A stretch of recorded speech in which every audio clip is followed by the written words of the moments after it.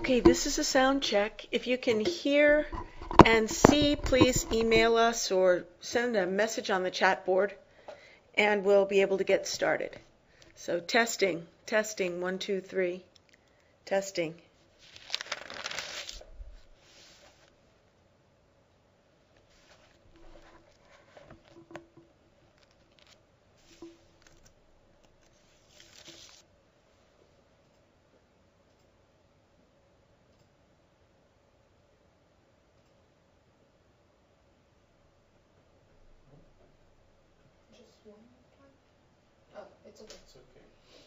Okay, looks like we're all ready to go. Okay, today we are picking up our story of King David for another week.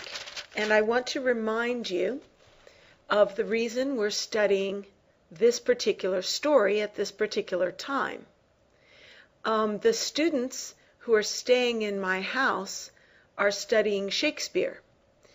And the attitudes of the characters in Shakespeare reflect the ideas in this story. And the students were not familiar with this story. So I thought it would be good to begin with this. And after we finish another week or two on David, we're going to move into the Northrop Frye book. So let's continue to enjoy the exploits of King David, keeping in mind that these stories are true, that this is real history as well as great drama. Okay, so we are on page 497 of the PDF. We're in the book of the first book of Samuel, beginning of chapter 21. Now, remember who David is. He's a relatively young man. He is gifted in every way. He does all things well. He has been second only to the king of Israel. He's married to the king's daughter, a marriage of love. He's best friends, closer than a brother, to the king's son, Jonathan. And he is the most powerful and successful general in the army of Israel. In addition to all that, he has been anointed the next king, to be the next king of Israel by the prophet Samuel. Now, Samuel did this anointing in secret because it would have been considered an act of treason if he had done it openly by King Saul. Of course, Saul wants his son Jonathan to be the next king. So, and in addition to all that, the Holy Spirit is with David. And David is a man of honor and integrity and humility, and he has never done anything worthy of becoming a criminal or an outlaw. So let's see what happens to him now. Remember, last week, the last thing that happened was Jonathan told David, I will find out from my father whether my father intends to kill you or not. And if he does, I'll come and tell you, and you can run away. And they had that tearful farewell out in the field. That was the last thing that happened. And then David ran away, and Saul, when he discovered his absence, got out soldiers and began to pursue him. So let's start reading at chapter 21. David pretends to go crazy. Have you ever read another story in which someone pretended to be crazy in order to avoid arrest or avoid being tortured by the enemy or something? that idea has its root in this Bible story. Okay, David pretends to go crazy. David went on his way, and Jonathan returned to town. David went to Nob, to Ahimelech the priest. Ahimelech was alarmed as he went out to greet David. "What are you doing here all by yourself, and not a soul with you?" David answered Ahimelech the priest, "The king sent me on a mission and gave strict orders. This is top secret. Not a word of this to a soul. I've arranged to meet up with my men in a certain place. Now, what's there here to eat? Do you have 5 loaves of bread? Give me whatever you can scrounge up." "I don't have any regular bread on hand," said the priest. "I only have holy bread. If your men have not slept with women recently, it's yours." David said, "None of us has touched a woman. I always do it this way when I'm on a mission. My men abstain from sex. Even when it is an ordinary mission, we do that. How much more on this holy mission?" So the priest gave them the holy bread. It was the only bread he had, bread of the presence, that had been removed from God's presence and replaced by fresh bread at the same time. Let's stop there for just a second.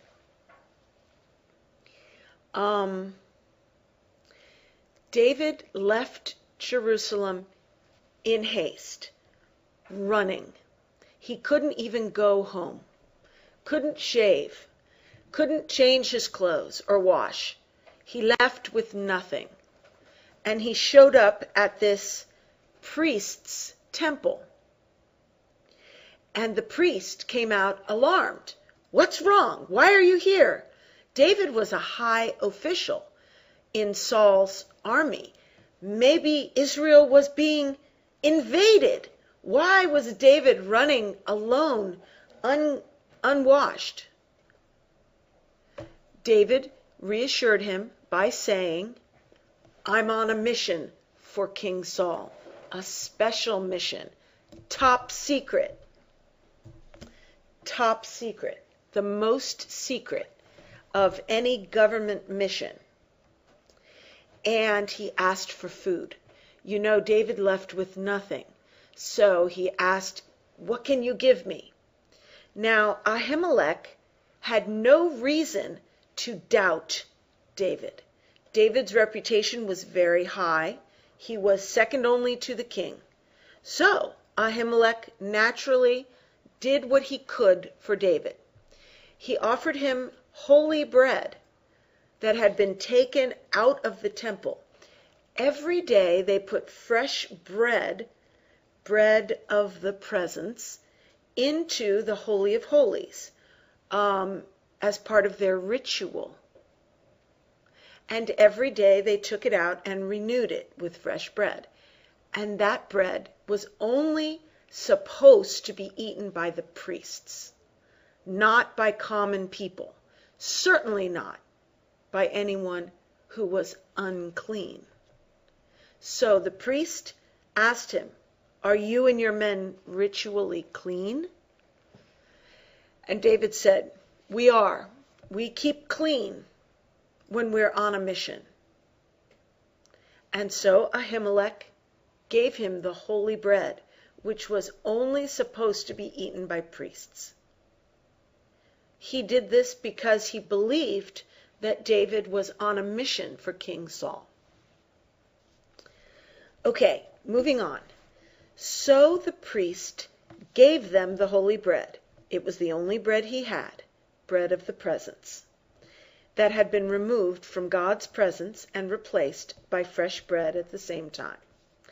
One of Saul's officials was present that day, keeping a religious vow. His name was Doeg the Edomite. He's an official in Saul's court. He was chief of Saul's shepherds, head shepherd. David asked Ahimelech, "Do you have a spear or sword of any kind around here? I didn't have a chance to grab my weapons. The king's mission was urgent, and I left in a hurry." David is a soldier, and he doesn't have his sword, and he's asking a priest for a weapon. But they don't have swords and spears in the temple. So Ahimelech replies, "The sword of Goliath, the Philistine you killed at Oak Valley, that's here." Remember when David killed the giant and cut off his head with the giant's own sword? And it was a very big, heavy sword. That sword happened to be at the temple. But that was the only one. And who has more of a right to take it than David, the one who conquered the giant? So the priest gives him the sword. He says, "It's here. It's behind the ephod wrapped in a cloth. If you want it, take it. There's nothing else here." Do you think this priest did anything wrong here? We shall see what happens. The priest was acting in good faith. In good faith. That means his motives were pure, and he believed that David was working for Saul. Going on with the story. "Oh," said David, "there's no sword like that. Give it to me." And at that, David shot out of there, running for his life from Saul. So this whole encounter probably took no more than 15 or 20 minutes. He rushed in, gathered food, took the sword of Goliath, and away he went. He rushed out. He shot out, it says. Shot out. He went to Achish, king of Gath. Now, this would be enemies of Israel. When the servants of Achish saw him, they said, "Can this be David, the famous David? Is this the one they sing of at all their dances? Saul kills by the thousands, David by the 10,000s." When David realized he had been recognized, he panicked, fearing the worst from Achish, king of Gath. So right there, while they were looking at him, he pretended to go crazy, pounding his head on the city gate and foaming at the mouth, spit dripping down his beard, drool. Achish took one look at him and said to his servants, "Can't you see he's crazy? Why did you let him in here? Don't you think I have enough crazy people to put up with as it is, without adding another? Get him out of here." Okay, so David sought to hide in the country of his enemies, but he was recognized because he was famous as a general, and he had helped to defeat these enemies time and time again. So he pretended to go crazy, acting crazy, drooling, spit dripping down his beards, and it fooled the king. And the king said, "Why did you let him in here? Don't you think I have enough crazy people to put up with?" Put up with.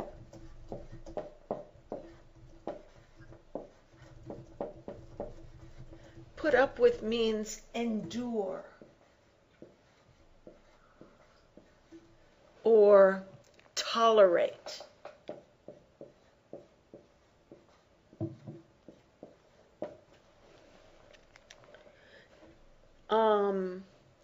Don't you think I have enough crazy people to put up with as it is? As it is. That phrase means status quo. It means what is happening now without any additional input. So he's saying, I have enough crazy people in my life without you bringing more crazy people for me to have to put up with.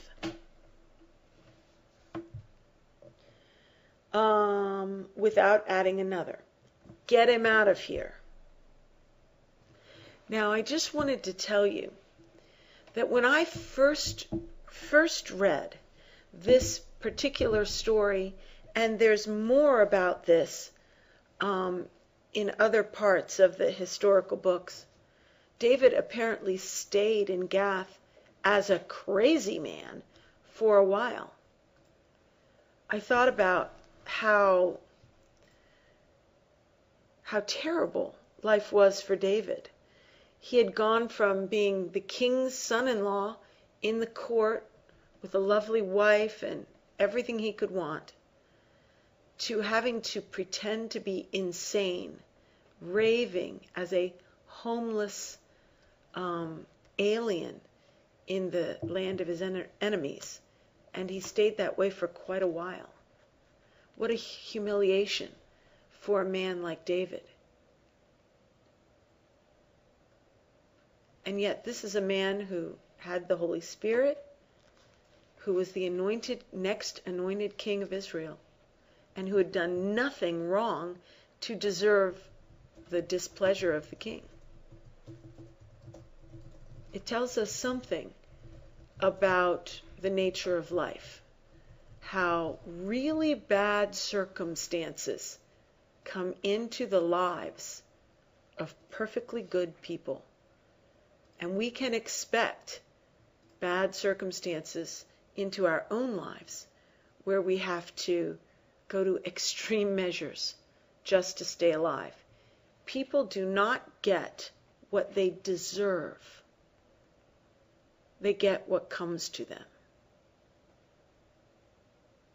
And we'll see what David made of his circumstances as we continue with his story. But I want to point out just how bad it gets. And this is the beginning of 20 years on the run. This is the first thing that happened to David when he started fleeing Saul. And he fled Saul for 20 years as the anointed next king of Israel. So, keep in mind that we're looking at a life story, the story of a long life, not looking at one little 3-day episode. We're looking at a man's character as it's proven over a long period of time. So, leaving David acting crazy in Gath, where Saul, by the way, cannot go, because Saul would be killed by the enemy. So David's safe as long as he stays in Gath, but he has to act like a madman.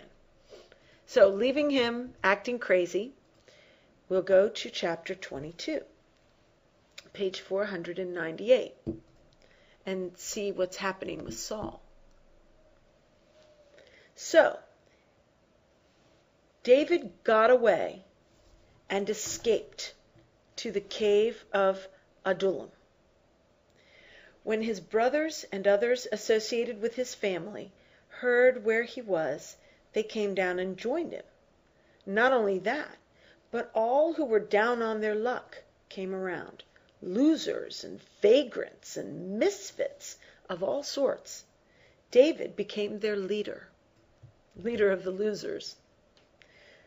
There were about 400 in all. Then David went to Mizpah in Moab, also an enemy.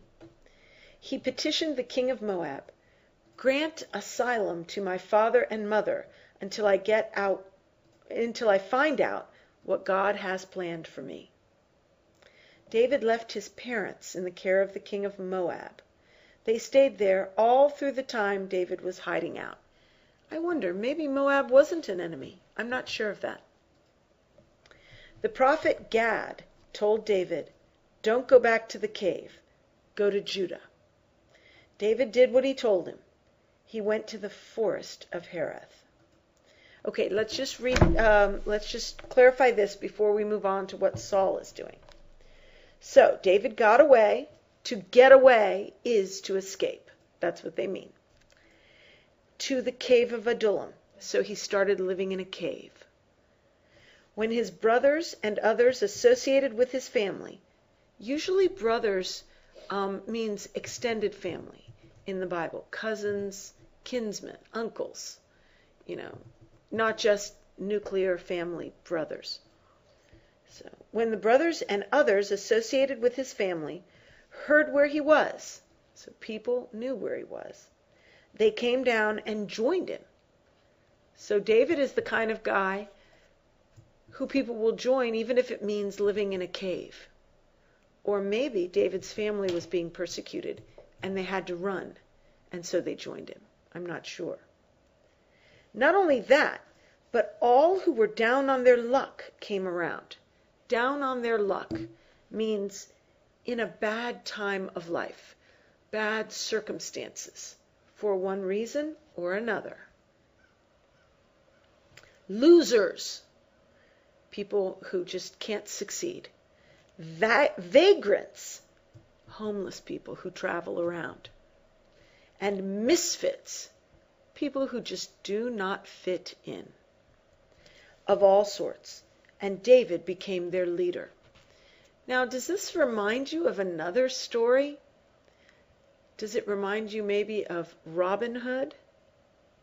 Have you heard the story of Robin Hood and his band of merry men who lived in the woods of England under King John, and stole from the rich to give to the poor? They were a band of misfits and outlaws, led by a popular, charismatic leader. I wonder if that story has its origin in this story. There were about 400 in all. So David now has an army of 400 men living in caves. I wonder how he fed them. I wonder how they got swords. Then David went to Mizpah in Moab and petitioned the king of Moab to grant asylum to his parents. So apparently the family was being persecuted, and David took care of his mother and father, took them over to Moab and settled them there. And they stayed there throughout the time David was hiding out. So that's 20 years.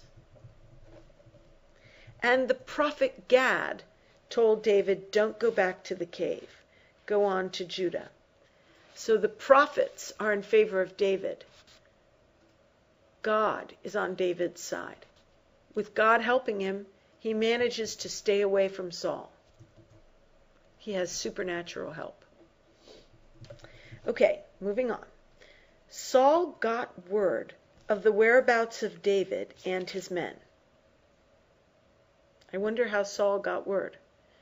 A lot of people apparently knew. He was sitting under the big oak on the hill at Gibeah at the time, spear in hand, holding court, surrounded by his officials. So Saul was under a tree holding court at battle. He had his spear in hand.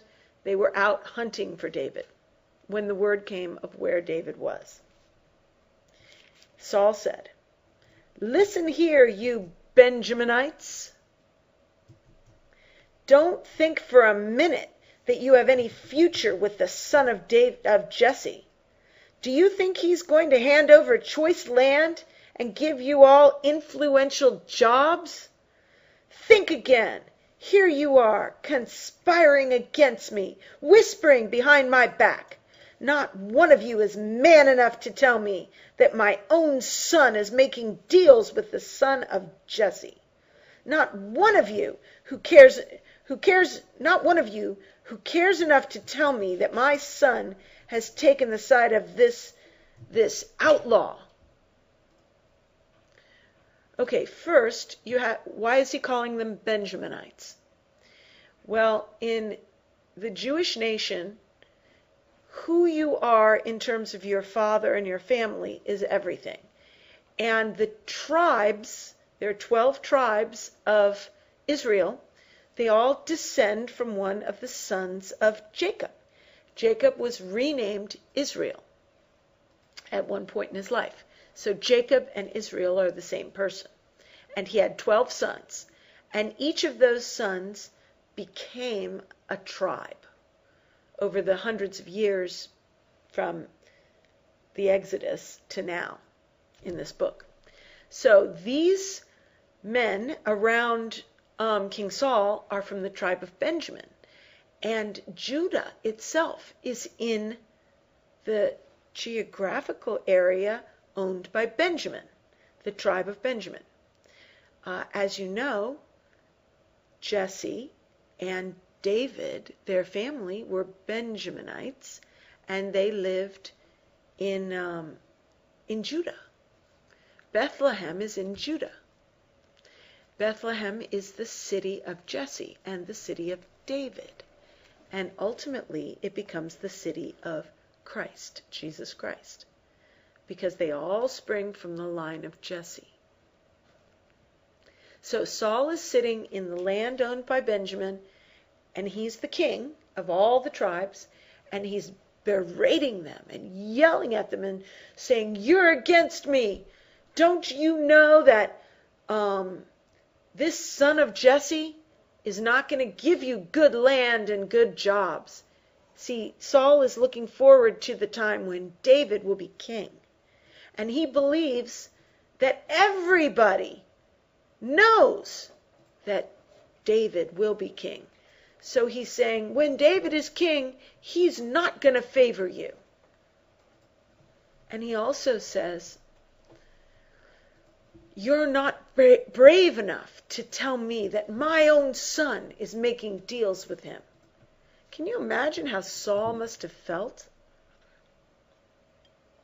Knowing that his own son, who was supposed to be king, who Saul is fighting for, is actually on the side of David? Everything got torn away from Saul.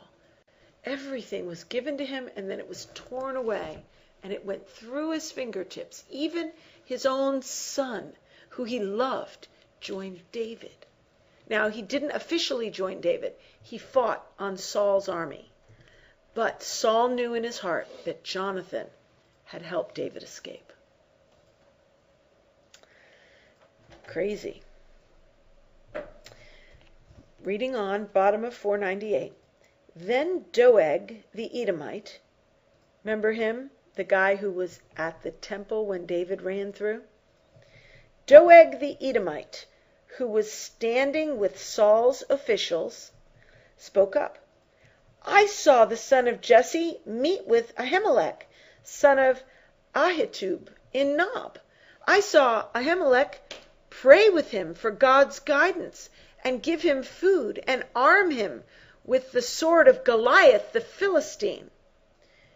And Saul sent for the priest Ahimelech, son of Ahitub, along with the whole family of priests at Nob, and they all came to the king.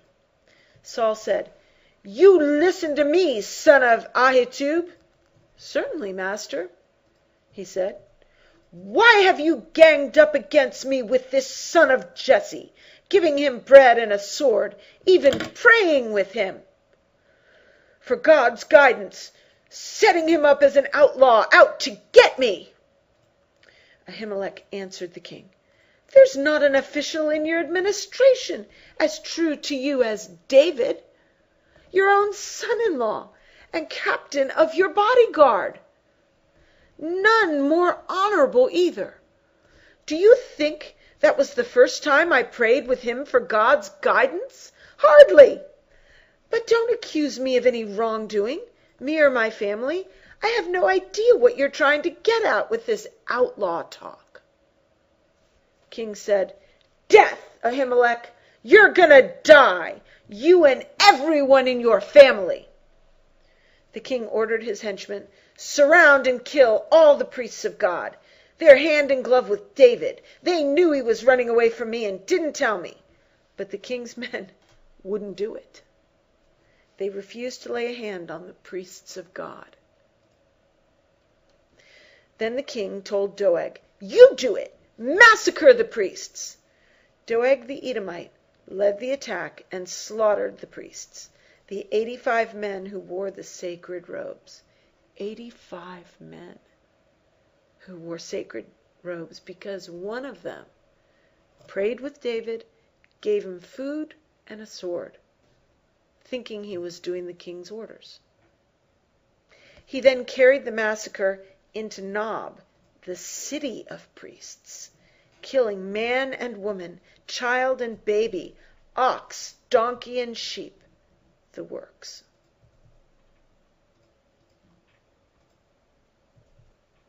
Only one son of Ahimelech, son of Ahitub, escaped, Abiathar. He got away and joined up with David. Abiathar reported to David that Saul had murdered the priests of God. And David said to Abiathar, "I knew it. That day I saw Doeg the Edomite there, I knew he'd tell Saul. I'm to blame for the death of everyone in your father's family. Stay here with me. Don't be afraid. The one out to kill you is out to kill me too. Stick with me. I'll protect you." I just want to stop. Imagine the scene.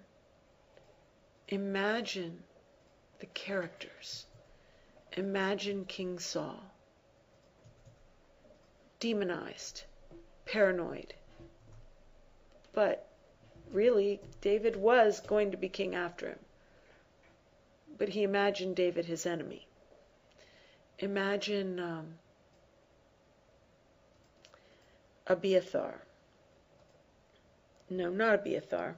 Ahimelech, the priest, who had done his job. He lived in a city of priests.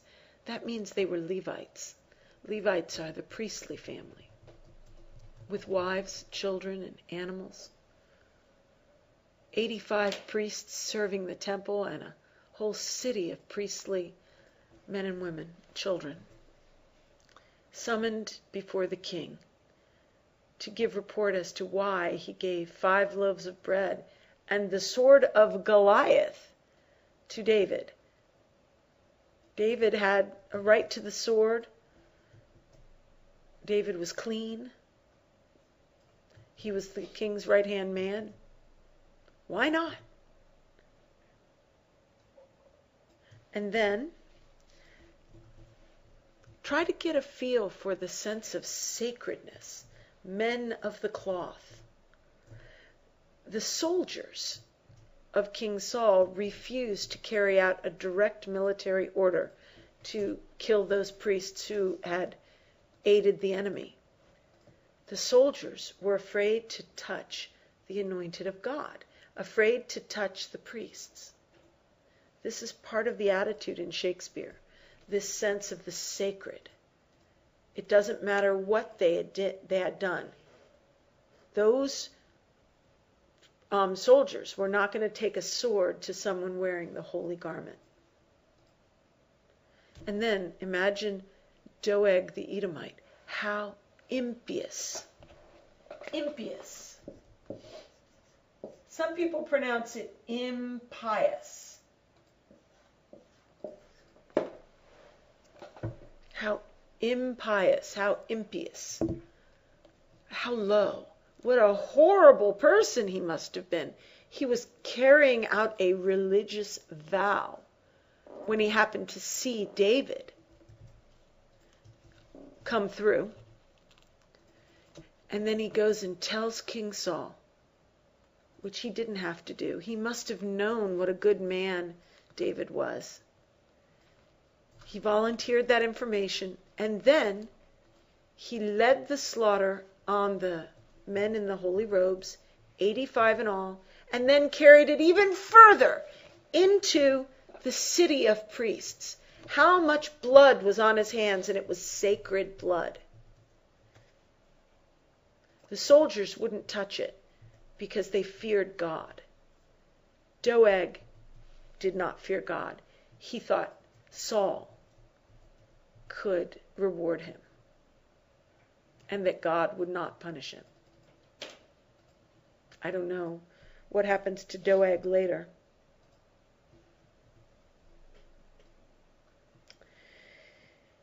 And then finally, look at David's response to the news. The man who had helped him, the priest, hold on one sec, Ahimelech, had been killed with his entire family, most of his city, for helping David at the hands of Saul. Saul was responsible for spilling all that sacred blood. But did David get angry at Saul for this? No. David said, I knew Doeg would do that. This is all my fault. It probably crossed David's mind to kill Doeg on his way out. He certainly could have done it.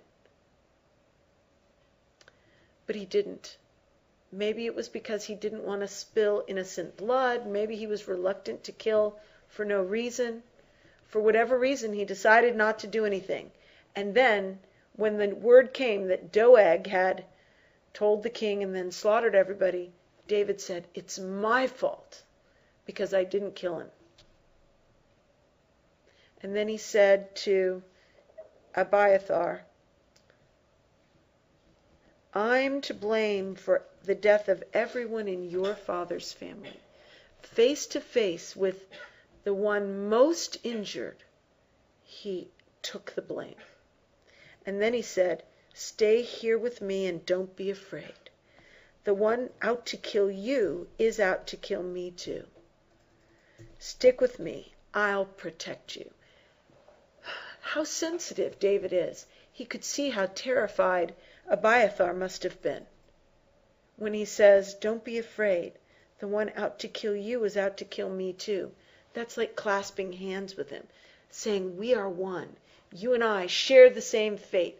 Come into my boat. I'll take care of you.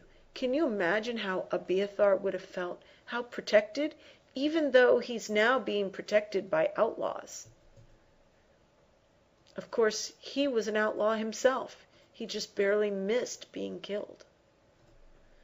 So, and then David, though he just took responsibility and all but apologized for the murders of all those people, yet he's not a weak man. He says, I'll protect you. He's sure that he can protect him. David is powerful. He is choosing not to engage Saul. Even when Saul does stuff like this, he doesn't say a word against Saul. This is part of the Shakespearean attitudes of not speaking against the king's anointed. David sees Saul as the king, as the anointed king of Israel, anointed by God, no matter what Saul does. David is not going to raise a word against him or a sword against him. David shows honor to Saul because of his honor for God. And that's what the soldiers did with the priests as well. So let's move on. Page 499. Living in desert hideouts. It was reported to David that the Philistines were raiding Keilah and looting the grain. David went in prayer to God. Should I go after these Philistines and teach them a lesson? And God said, go, attack the Philistines and save Keilah. But David's men said, we live in fear of our lives right here in Judah. How can you think of going to Keilah in the thick of the Philistines? So David went back to God in prayer. And God said, "Get going. Head for Keilah. I'm placing the Philistines in your hands." David and his men went to Keilah and fought the Philistines. He scattered their cattle, beat them decisively, and saved the people of Keilah. After Abiathar took refuge with David, he joined David in the raid on Keilah, bringing the ephod with him. I'm not sure what an ephod is. I actually think I know it's something holy. It might be a garment that you put on. That's what I think it is. The fact that David had Abiathar and the ephod is a symbol of the fact that God was with him. Saul had just finished slaughtering all the priests, killing them all. Priests weren't with Saul. Abiathar, the only priest left at that point in time, was with David. Let me look back and see. Okay, so the Philistines, enemies of Israel, are raiding, looting the grain. David is the main general. Do you think he should continue doing his job, defending Israel for Saul? Of course not. He's the enemy of Saul. Any bad thing that happens to Israel should be good news to David. David wants Saul, first off, to be distracted and have to fight the Philistines himself, and secondly, to be rendered unstable and weakened so that David can come in and take over. That's human wisdom. That's what you would expect. But what does David do? Is he using his head for military advantage or personal ambition? David went in prayer to God. Should I go after these Philistines and teach them a lesson? I want to say something. I want to say something about people of God even today. People of God, even today, don't use their human wisdom alone to decide what to do. They don't use their own sense, common sense, and personal motives for gain and for profit. People of God go to God in prayer about their decisions. Sometimes it's a no-brainer. Of course you should do this. But still, they go to God in prayer. And half the time, God says, do this instead. Don't do this, do this. Very often, the leadership God gives to the godly person is the opposite of what human wisdom would dictate. Very often. Now the question arises, how did David know what God was saying? Was he able to hear him directly? Did he go to the priest? To the prophet? Well, I can't answer that question definitively. I can tell you what methods were generally used at the time. They had methods of throwing lots, where they would say, God, let the lot show your will. And so they would throw dice or sticks or something, and whichever way it fell, they would believe that God was guiding. That's one way. They also would go to prophets, and prophets would inquire of God and usually hear directly. Priests would give advice. I wouldn't put it past. I suspect that David had one of these methods of discerning God's guidance. I suspect he wasn't hearing directly. If he had been hearing directly, he would have been called a prophet.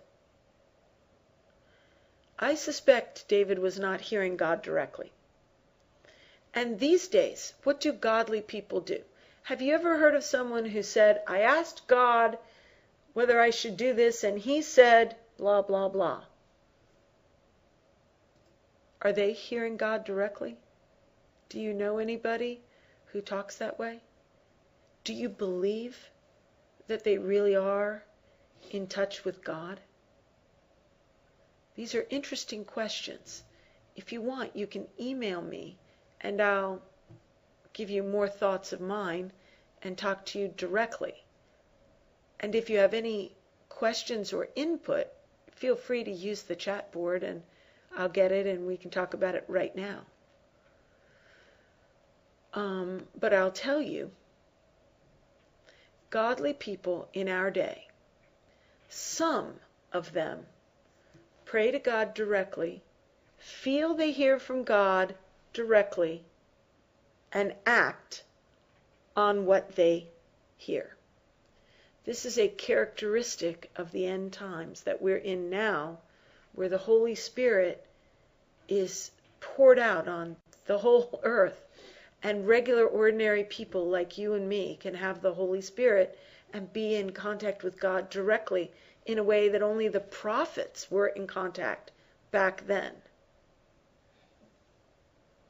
But also, people of God consult with elders, priests, pastors. They consult the scriptures. And they do something that's a little bit similar to throwing lots. They set up, tests for God. They'll say, well, if you want me to do this, please, have somebody tell me to do it. Or have somebody, they'll just set up little conditions. And then if God allows the condition to be met, they know God has spoken. Very similar to what the Old Testament prophets did. Anyway, David did not just do whatever he thought best. He went to God somehow, probably through a priest, maybe Abiathar, and inquired. And what God said, he put his life on the line to do. So apparently, God said, when he said, shall I go and fight the Philistines, even though I'm currently an outlaw? And the answer is obviously no. But he inquired of God, and the answer was yes. And I will be with you. This is also one of the attitudes that's in Shakespeare. The idea that if God is with you, you cannot lose in battle. In Richard II, they have a trial by battle, because you have two nobles each accusing the other of treason, and there's no proof. So they decide to put it to a trial by battle, where they fight each other to the death, and the one that lives must be innocent. They believe that. That has its root here in the Old Testament.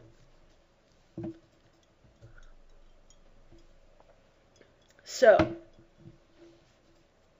where are we?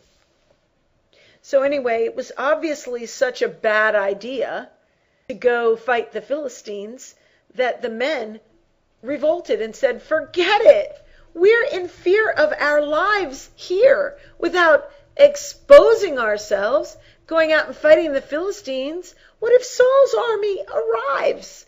They might slaughter us from behind while we're fighting the Philistines. This is crazy.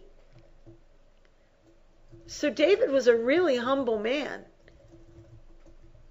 He didn't say, do as I say, I'm your leader. He said, I'll go back and ask again. So he went back to probably Abiathar or some prophet, Gad maybe, and said, could you just double check with God, make sure we didn't hear wrong? And the answer comes back, not only yes, go, but get going. You don't need to ask twice. So David's like, yes, sir. And away they go. And the men's love for David and loyalty to David is such that they follow. And they go out to put their life on the line because God said he'd be with them. And this is sword fight, hand-to-hand combat, where a cut could turn gangrenous and kill you in 2 weeks. I mean, almost any wound could be fatal.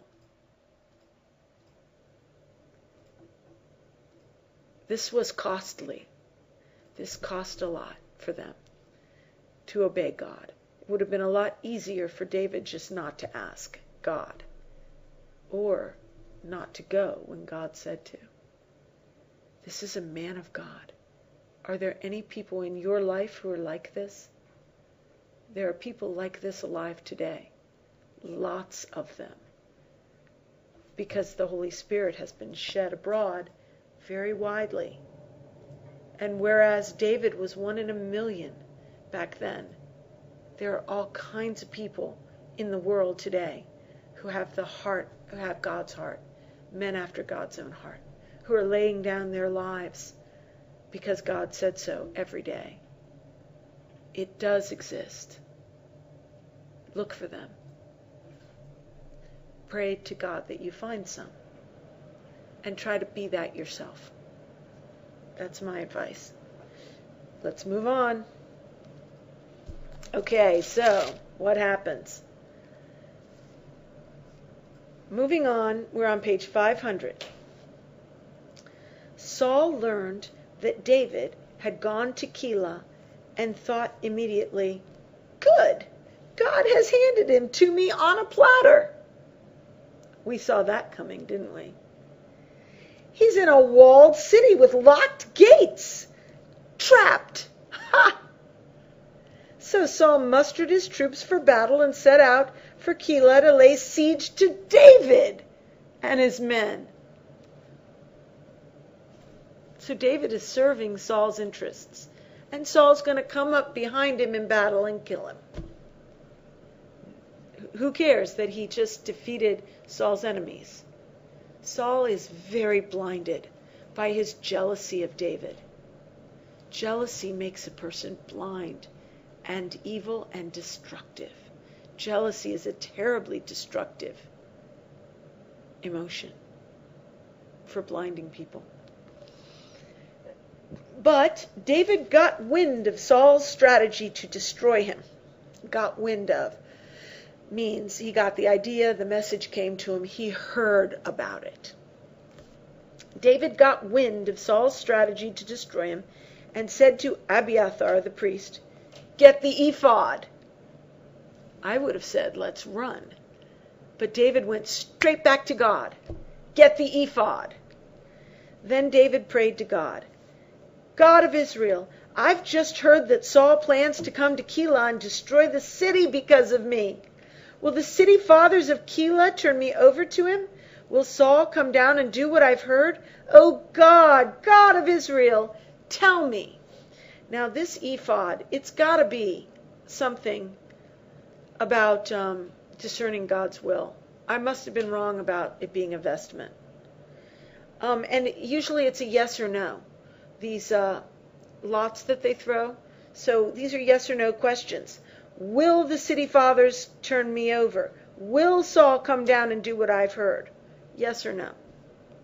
And God replied, "He's coming down."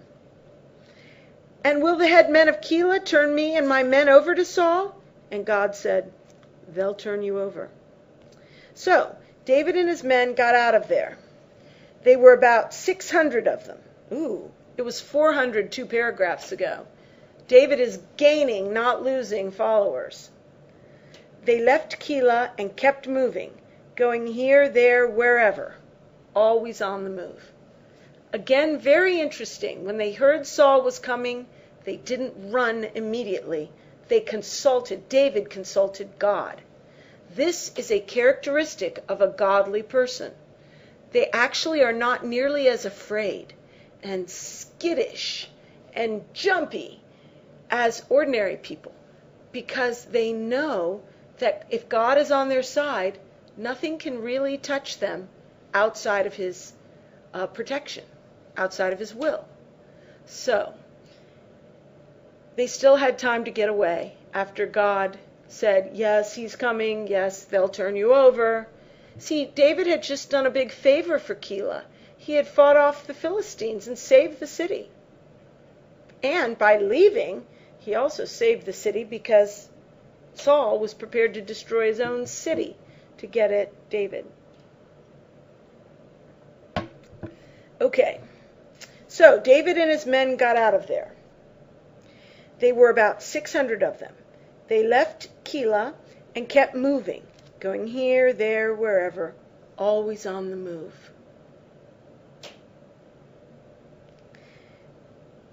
This actually reminds me of the Exodus stories of Israel. They were 40 years in the wilderness, going here, there, everywhere, always on the move. The city of Israel, 2 million strong, was in the wilderness, a 3 days march from the promised land, for 40 years.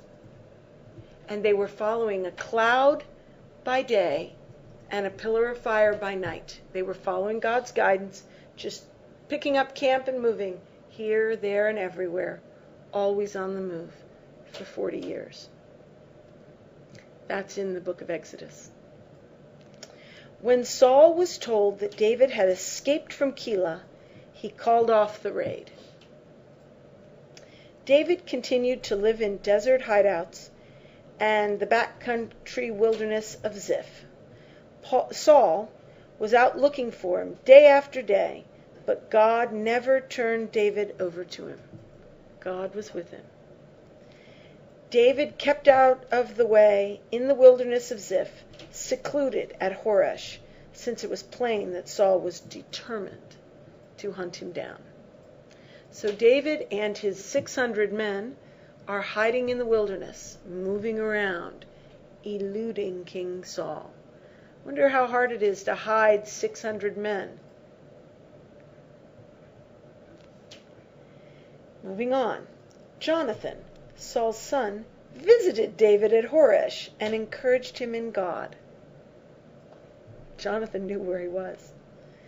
Saul is hunting for him. Jonathan can go visit. It's crazy. He said, "Don't despair. My father Saul can't lay a hand on you. You'll be Israel's king, and I'll be right at your side to help. And my father knows it." Then the two of them made a covenant before God, and David stayed at Horesh, and Jonathan went home. I just love these covenants between David and Jonathan. Covenants are voluntary agreements. They made a covenant before God that when David was king, Jonathan would support him. What kind of a person was Jonathan? I hope to meet Jonathan and David in heaven, especially Jonathan. I really admire Jonathan. King Saul's son, crown prince, who loves David more than his own soul, supports him even before he takes over. And yet Jonathan stayed and lived with his father and fought with his father. Some Ziphites went to Saul at Gibeah and said, "Did you know that David is hiding out near us in the caves and canyons of Horesh? Right now he's at Hakilah Hill, just south of Jeshimon. So whenever you're ready to come down, we'll count it as an honor to hand him over to the king." I wonder why these Ziphites did it. Do you suppose that David was like eating their cattle or something? Or do you suppose they were just hoping for rewards from Saul? Don't know. So Saul said, "God bless you for thinking about me. Now go back and check everything out. Learn his routines. Observe his movements, where he goes, who he's with. He's very shrewd, you know. Scout out all of his hiding places. Then meet me at Nacon, and I'll go with you. If he's anywhere to be found in all the thousands of Judah, I'll track him down." I guess so. If he has someone telling him exactly where he is, Saul will track him down. Ha! Saul, it strikes me that Saul is being so boastful. No matter where he is in all the thousands of Judah, I'll track him down. After these people have just come and said, look, he's right in our backyard. We'll hand him over to you. And Saul says, go, observe him, and then I'll come and you can hand him over, and I'll track him down. Garbage. It's garbage. Saul also says, God bless you for this. What a hypocrite. God is not on Saul's side, and he knows it.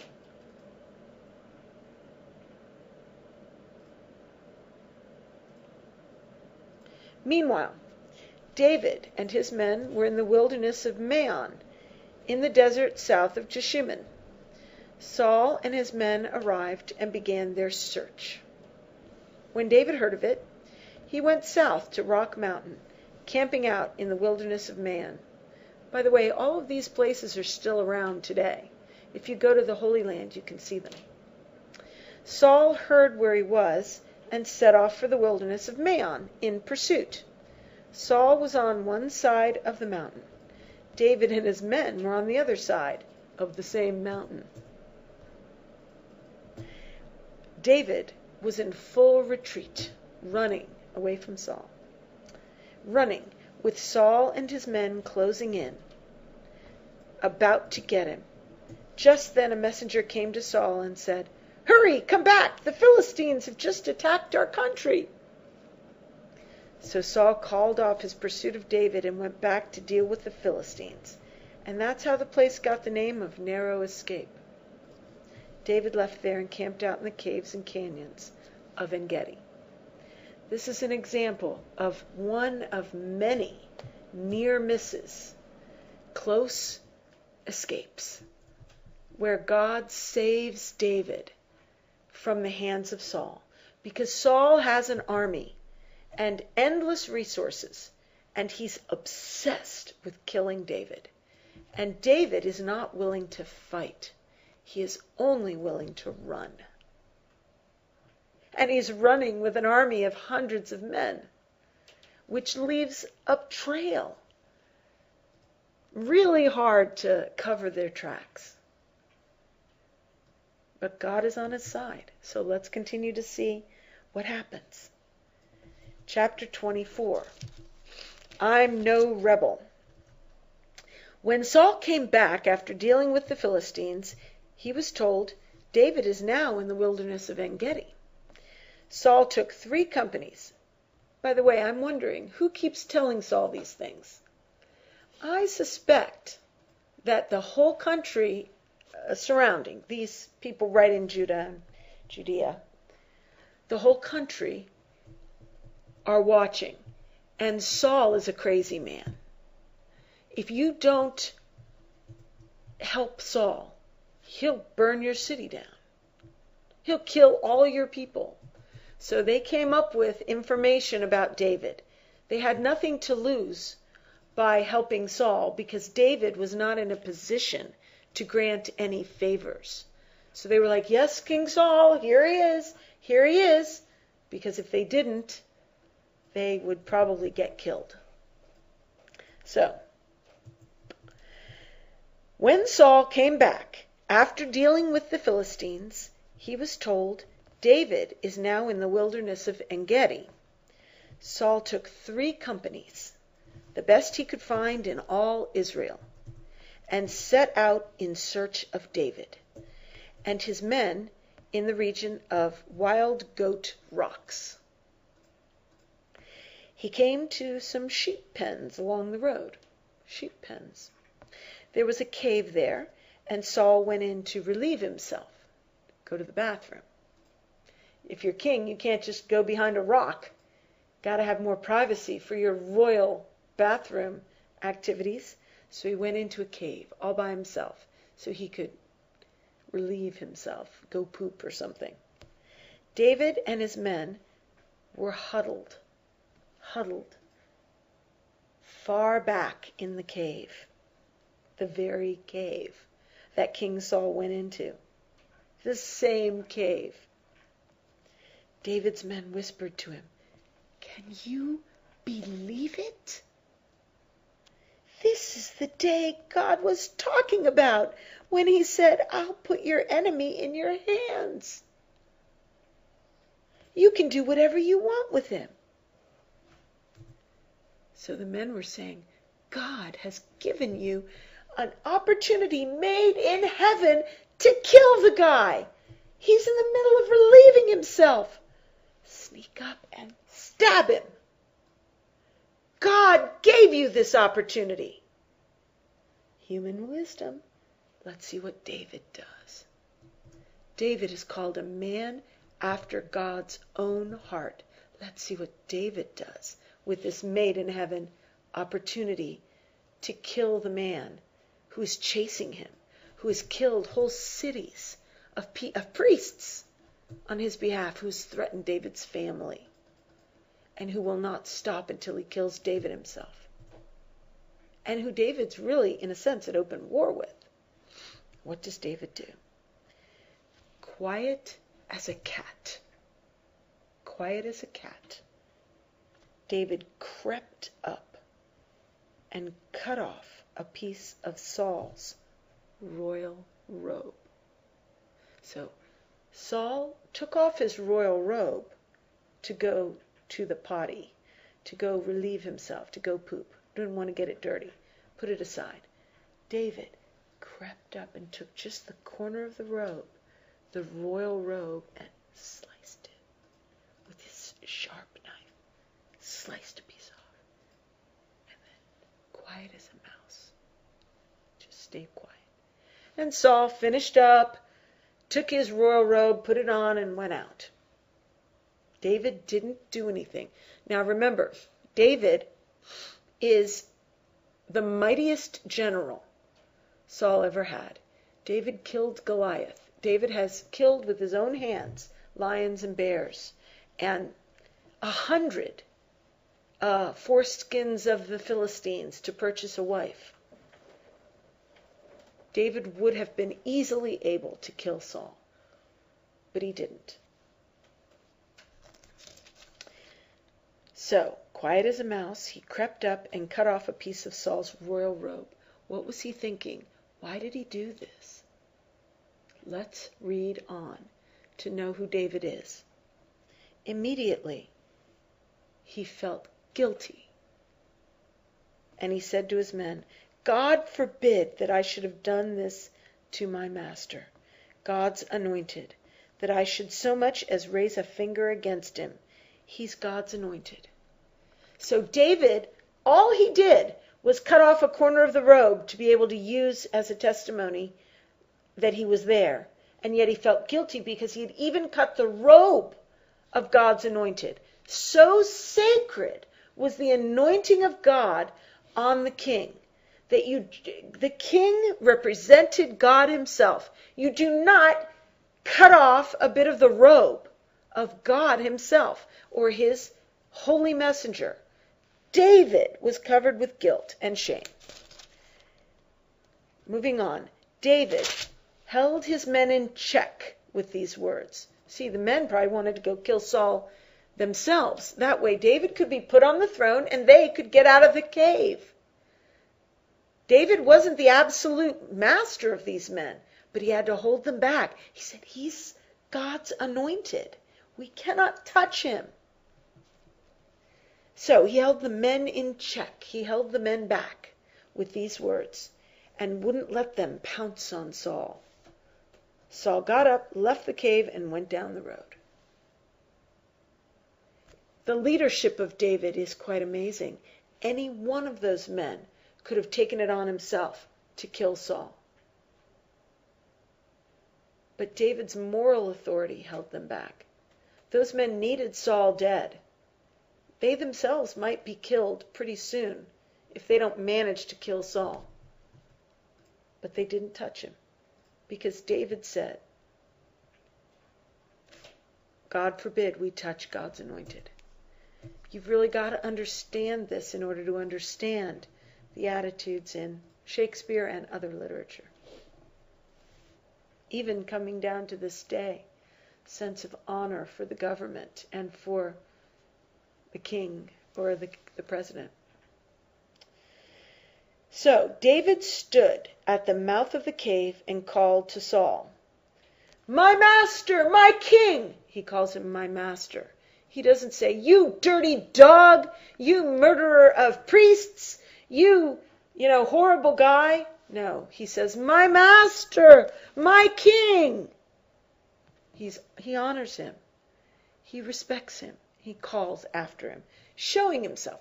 All Saul had to do was shoot him with an arrow and he'd be dead. David revealed himself. My master, my king. And Saul looked back. And David fell to his knees and bowed in reverence. It'd be kind of hard to save himself if Saul decided to attack David now. David has taken a low way. He feels guilty.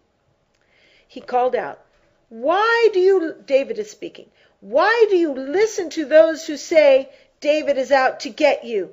This very day, with your very own eyes, you have seen that just now in the cave, God put you in my hands. My men wanted me to kill you, but I wouldn't do it. I told them that I won't lift a finger against my master. He's God's anointed. Oh, my father, look at this. Look at this piece I cut from your robe. I could have cut you. I could have killed you. But I didn't. Look at the evidence. I'm not against you. I'm no rebel. I haven't sinned against you, and yet you're hunting me down to kill me. Let's decide which of us is in the right. God may avenge me, but it is in his hands, not mine. An old proverb says, evil deeds come from evil people. So be assured that my hand won't touch you. What does the king of Israel think he's doing? Who do you think you're chasing? A dead dog? A flea? God is our judge. He'll decide who's right. That's an idea from that Shakespeare picks up too. Oh, that he would look down right now, decide right now, and set me free of you. When David had finished saying all this, Saul said, Can this be the voice of my son David? And he wept loud sobs. You're the one in the right, not me, he continued. Saul's heart was touched. You've heaped good on me, and I've dumped evil on you. And now you've done it again, treated me generously. God put me in your hands, and you didn't kill me. Why? When a man meets his enemy, does he send him down the road with a blessing? May God give you a bonus of blessings for what you've done for me today. I know now beyond doubt that you will rule as king. The kingdom of Israel is already in your grasp. Now promise me under God that you will not kill off my family or wipe my name off the books. And David promised Saul. And then Saul went home. And David and his men went up to their wilderness refuge. Notice, David went back to his wilderness refuge. He didn't go home. He wasn't naive. He wasn't a fool. He wasn't stupid enough to believe Saul. Saul is susceptible to the Spirit of God. When Saul used to approach the prophets, he would get the Holy Spirit. Saul does have a heart. And confronted by the beautiful grace of David, his heart was touched. But those evil spirits keep coming back, and he'll be chasing him again soon. This is a beautiful, graceful interchange where David, smitten with guilt for simply having cut Saul's robe, puts himself in Saul's hands. Kill me or not. God is our judge. God will vindicate me. And Saul agrees, you are my son. David says, you are my father. And they part as friends. And yet, the armies don't disband. Saul knows David is the next king. David knows David's the next king. Jonathan knows. Everybody knows. But they can't seem to escape this deadly drama they have to play out. This is also something you see in human interactions. Look at parents and children. When a child is going bad and the parent feels they have to punish the child, which pushes the child yet further away. And the child wants to come back and the parent wants him to come back, but both feel caught up in the need to continue the drama of rebellion and punishment, disrespect and rejection. And they can't just forgive and come together again. No grace. There's a need for the Spirit of God and for grace. And grace was in David's life. Even as a young man, in the midst of horrible circumstances, head of an army of bloodthirsty rebels, and confronted with a man who's got an army chasing him, trying to kill him. It's quite an amazing story. So, next week, we are going to pick up, I think we'll pick up with some more of David, but it might not be the portion directly following this PDF. We'll try to get another PDF up for you by next week with something a little bit different. I want to get on, I might skip something, but we'll do some more David next week. Now, if you have any questions, comments, thoughts, we'll give you 5 minutes, and if not, we'll say goodbye for this week.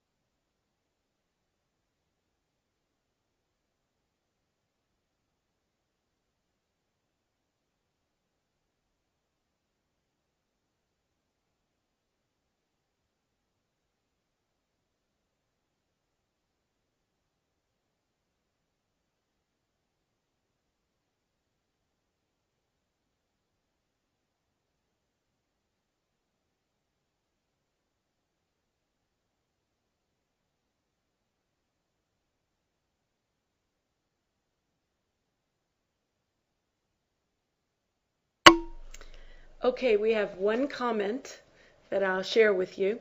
One student writes that Jonathan is admirable, and that when he first read the story, he thought Jonathan would betray him. And obviously, you would think Jonathan would betray him eventually. He had every reason to. That's one reason the story is so amazing. Almost like a miracle, the love between Jonathan and David. Okay, so we will see you next week. Bye-bye.